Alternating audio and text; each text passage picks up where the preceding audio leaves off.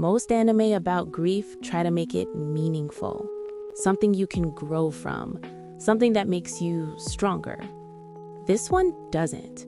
Journal with Witch just leaves you there, in the silence, in the awkward conversations, in the moments where nothing feels resolved. And somehow, that makes it hit harder than anything else this year. Here's the setup, and it's deceptively simple. Asa is 15 years old. Her parents die in a car accident, and suddenly none of her relatives want her. Not a single one. At the funeral, they all have reasons, very good reasons apparently, why she can't possibly stay with them. Then Makio speaks up. Makio is Asa's aunt, a 35-year-old novelist, deeply introverted, rough around the edges, and, critically, she hated Asa's mother, her own sister. She takes Asa in anyway, not out of warmth exactly, more like a refusal to let the moment pass without someone doing the right thing. And that decision, made on an impulse at a funeral, is where everything begins.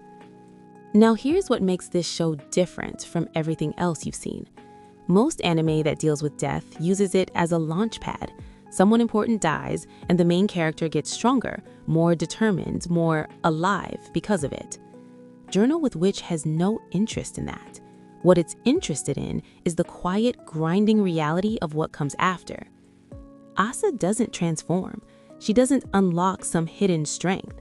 She goes to school, she comes home to a near stranger, she sometimes laughs at things that probably shouldn't be funny yet.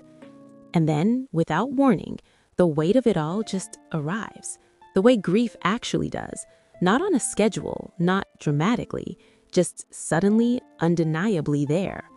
This show understands that, and it trusts you to sit with it. And then there's Makio. She's one of the most layered characters I've encountered in anime in years. Makio reads, convincingly, as neurodivergent, not as a quirk, not as a punchline or a superpower.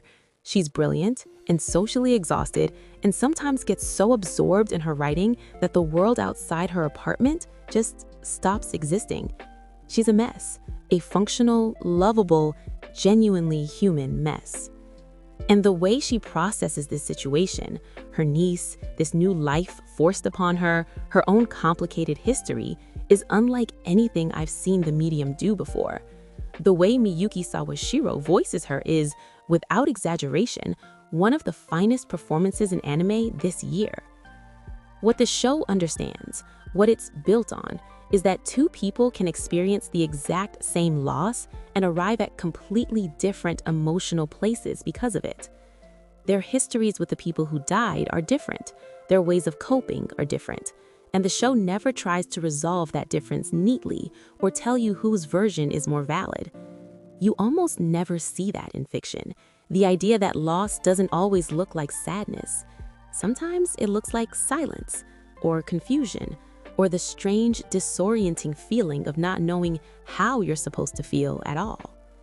Journal with Witch is rated among the top anime of all time on my anime list, and it got there quietly, with no explosions, no power-ups, no spectacle, just two people, an apartment, and an honest attempt to understand each other.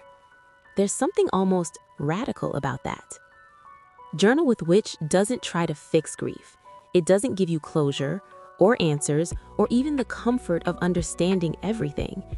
It just shows you what it looks like to keep living anyway. And honestly, that might be the most real thing anime has done in years.